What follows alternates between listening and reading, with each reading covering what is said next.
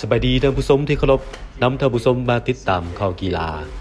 คณะกรรมการโอลิมปิกแห่งชาติลาวตีราคาการเคลื่อนไหวเวียกงานปี 2025 และเสนอทิศทางแผนการเคลื่อนไหวในต่อหน้า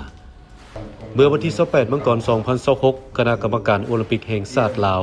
ได้จัดกองประชุมครบคณะบริหารงานที่สโมสรคณะกรรมการโอลิมปิกแห่งชาติเพื่อสรุปการจัดตั้งปฏิบัติแผนการเคลื่อนไหวประจำปี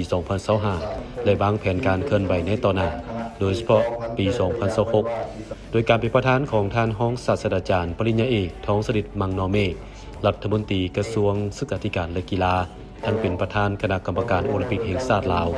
มีอดีตประธานคณะที่ปรึกษาคณะบริหารงานผู้บริหารสหพันธ์กีฬาแห่งชาติและภาคส่วนเกี่ยวข้องเข้าร่วม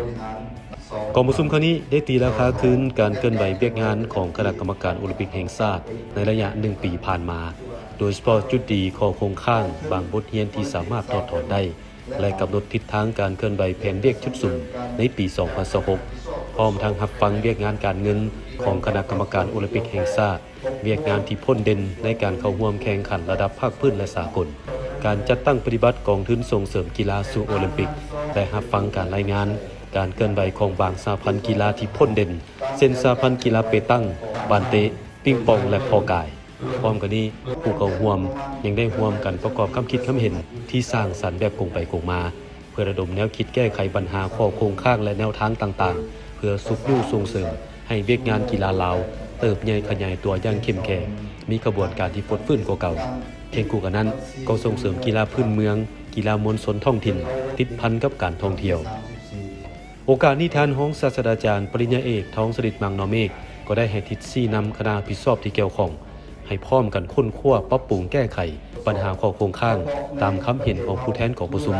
และเสนอให้พันขยายเนื้อในจิตใจของกองประชุมคดีให้กว้างขวางและลึกซึ้งในขอบเขตความรับผิดชอบของตน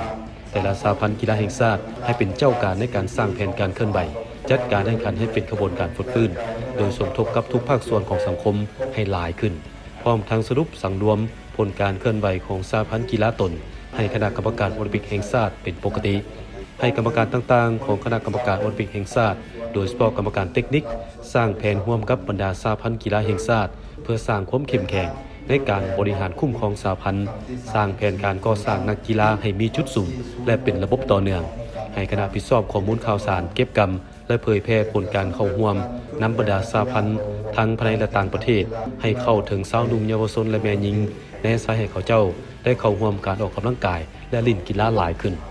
ส่วนเวียกงานการเคลื่อนไหวในต่อหน้าโดยเฉพาะปี 2026 ทีมข่าวพวกเขาจะนำเสนอให้รับทราบในภาคข่าวต่อไป